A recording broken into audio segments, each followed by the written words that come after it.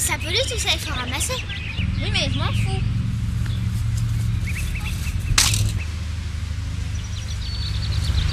Moi, je plante avec des pollueuses. À force, on va plus être amis.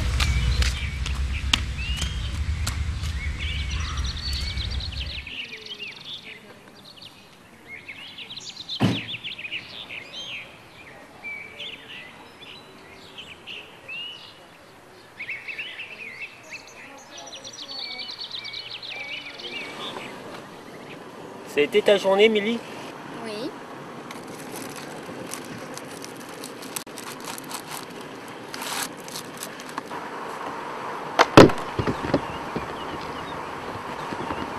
Qu'est-ce que t'as fait, Émilie? Il n'y en avait plus, j'ai terminé. Non mais tu te crois où? Il y a des poubelles pour ça se fait pas. Hein.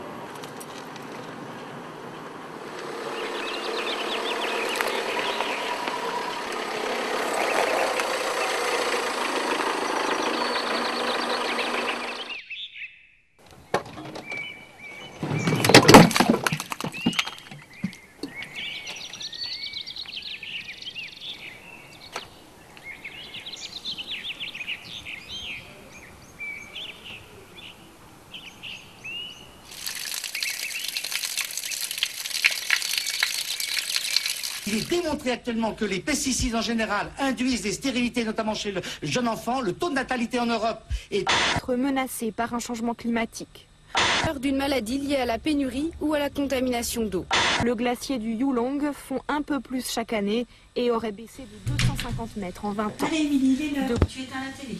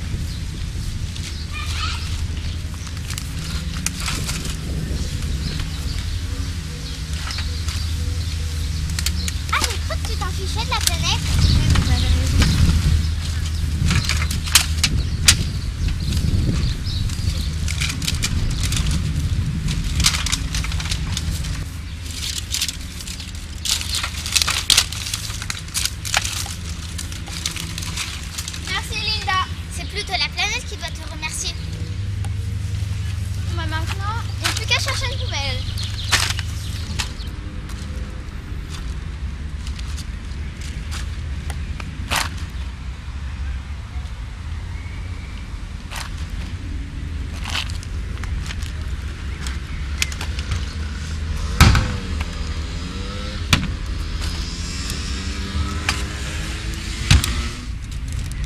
Arrête!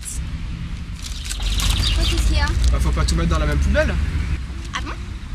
Par exemple, dans la poubelle jaune, on peut y mettre des briques et des emballages en carton, des canettes et des conserves en métal, des bouteilles et les emballages en plastique, transparents ou non. Ensuite, les déchets sont emmenés au centre de tri. Les camions déversent les emballages et ils sont chargés sur un tapis roulant. On les secoue pour enlever les petits déchets et on les sépare par catégorie. Papier, carton, briques, journaux magazines, acier, aluminium, bouteilles et flacons en plastique.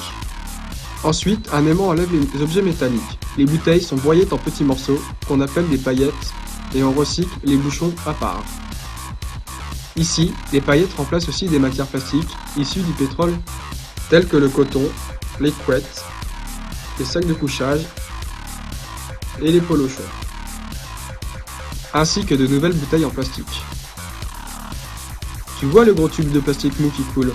Il est passé dans le moule à la forme du siège, l'appareil injecte un jet d'air, le moule s'ouvre et le siège est formé.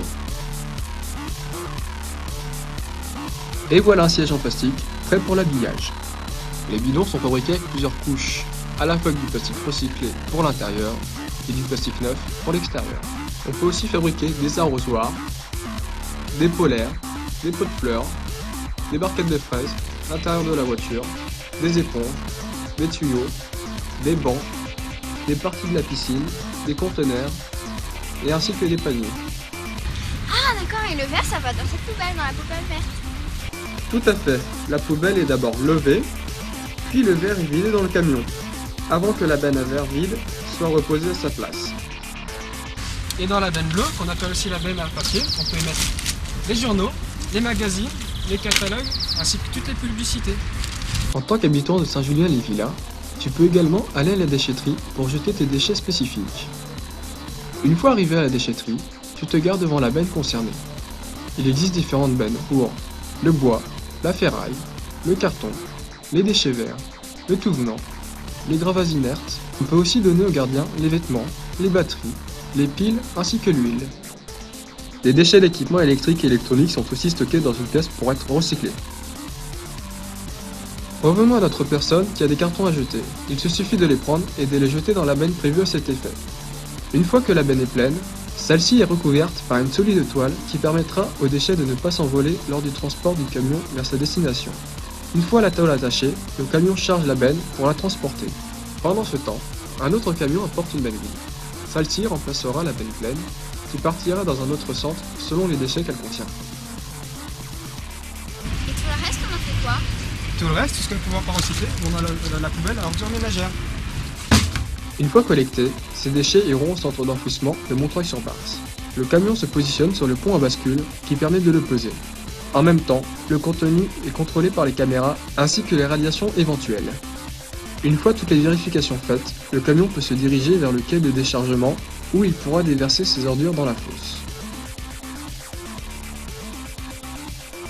À chaque déchargement de déchets, un engin les poussera et les étalera sur toute la longueur du trou d'enfouissement.